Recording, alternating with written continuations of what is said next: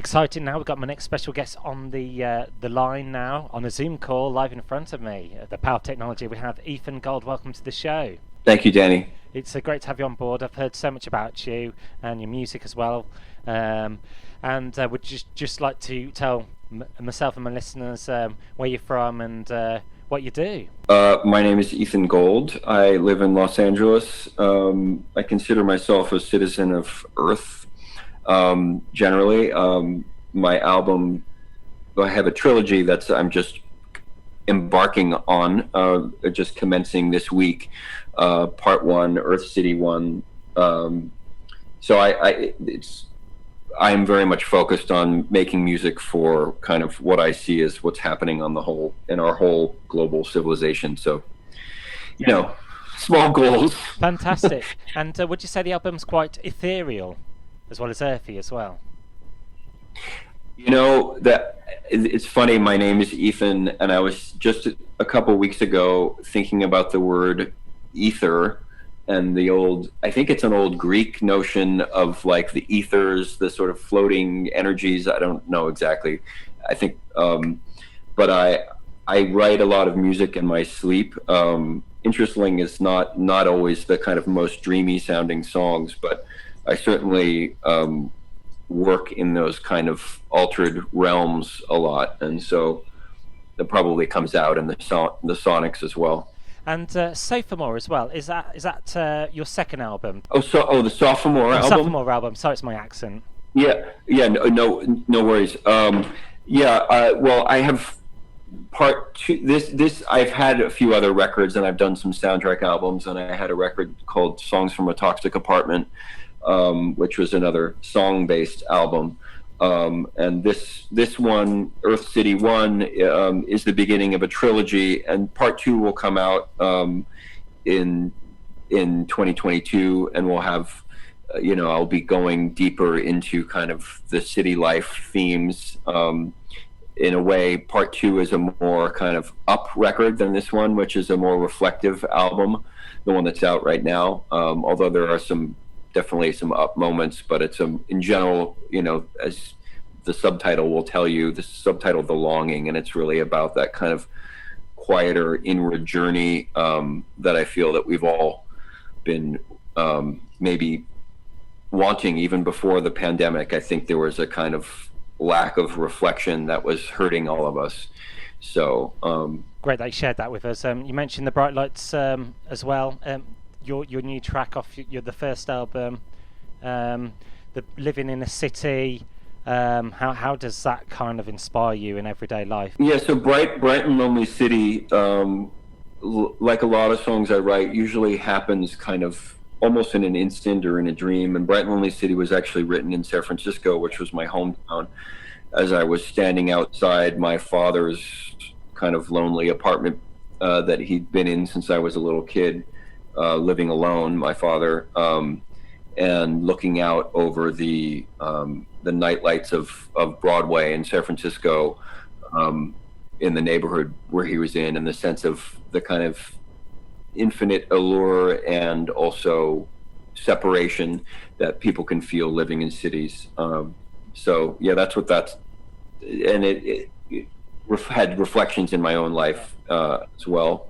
Do you find, like, being a musician as well, you can find yourself going jet setting from city to city with the bright lights, and it can be quite I guess quite a lonely experience sometimes when you're touring? Yeah, it is that experience of coming into a place and connecting with it, kind of, but never really being of it. But I feel that this album was written, and it's written really to be for everybody, for all of us. I think we as a society have, whether people are literally living in a city or not, I see that almost the city is for me, like the Earth City, the kind of title of this whole trilogy is, the whole planet has become like a city in that it's super interconnected in some ways, and super atomized and disconnected in other ways. And so I think we all have this experience of both, constant distraction excitement and also a kind of alienation. And so that's what this is all about for me. And which brings me on to my next part in my notes: living in a more connected world, but less physical contacted world, especially during these times as well. Yeah, I mean, it's funny that the idea of this Earth City developed for me before the pandemic. So it's not that the record is not about the pandemic. It's something people have asked me. I guess a lot of people think it is, but it's for me, it's the pandemic is a symptom of some major stuff that's going on and how we've built this whole crazy thing. And so Earth City is reflective of that, and the pandemic just kind of brought forward a lot of the things that I was thinking about already. Not talking about illness, and the horror of that for people who are affected by it, but talking about the kind of disconnection. And weirdly, I think in the pandemic, a lot of us have become more like our relationships have gotten deeper in some ways because we're not so distracted. And in a way, that's what this Earth City One, The Longing is about the kind of deepening connections, it kind of rather than, FOMO or being distracted by all the, things that can distract us and kind of going inside. And longing as well. I know that's a kind of topic which you did mention in your album. Is it kind of yearning for something, wishing? Yeah, absolutely. Yeah, and what I love about the word longing, it's a word that I've been attracted to for a while, and longing. Yeah, it's a yearning, but it's a yearning that doesn't quite know what it's yearning for. It's not necessarily, oh, I want this or that thing or this or that person or whatever. But I think it's an incredibly rich experience, and it's an experience that I feel that we've lost. Most people are so constantly, with the phones, obviously, we all know this, sort of addiction to technology. Longing is something where change is produced. It's, if we don't allow ourselves that time to kind of almost absent-mindedly wonder how things could be different, then nothing ever changes in our lives. So I think it's really powerful. And it's where poetry is born, and it's where, so I'm encouraging everybody to take the time, and I'm hoping that as the pandemic ends slowly or whatever, that we hold on to some of the things that actually the pandemic, I think, has taught us, in addition to the obvious stuff. I feel there have been some positive aspects to this.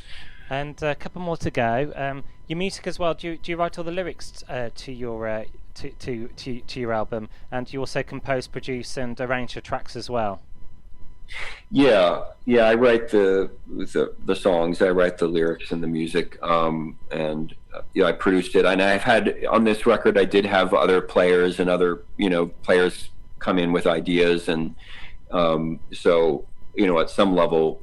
There have been records that I've done where I played every instrument, and this is not one of those records. I really, particularly because of the theme being much bigger for me, it's really a universal themes that I'm dealing with on this trilogy, and so it felt much more, it felt right to have the energies of all kinds of different people on it, and so then it's sort of a direction and curation thing of working with all those things to create something that holds the original and kernel. But yeah. My last question. I know you mentioned you're based in Los Angeles. Last track's New York as well. Lovely song as well. And thank you. Have you ever been? And what do you like, if you have been, about the great magical city that is New York City? Yeah, the song In New York closes out this album, and I lived there for a few years, and that song was not totally written, but inspired partly by the time that I spent there while I was recovering from a head injury a few years back, and just really got to know the city. And anybody who's ever visited there knows that it's such a strong energy. You can recognize it immediately when you get there, and almost anywhere you go in that city is going to have that energy of New York, whatever borough you're in. If you're in Brooklyn or in the Bronx or in Manhattan, or whatever, wherever you are, you feel that New York character.